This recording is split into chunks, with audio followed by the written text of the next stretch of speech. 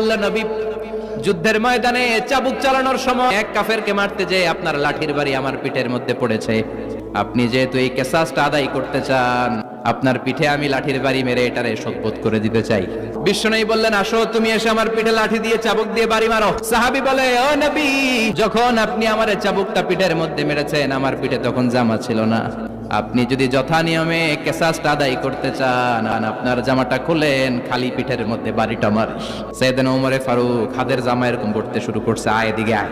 বিশ্বনবী বললেন, ওমর থামো, মারতে দাও। বিশ্বনবী উনার জুব্বাটা উপরের দিকে উঠালেন, পিঠের মধ্যে বাড়ি দেওয়ার জন্য ওই সাহাবীকে ডাকলেন। ওই সাহাবী বিশ্বনবীকে পিছন দিক থেকে জড়িয়ে ধরে ওই মোহরে নবুয়তের মধ্যে চুমু দিয়ে ফেলেছে।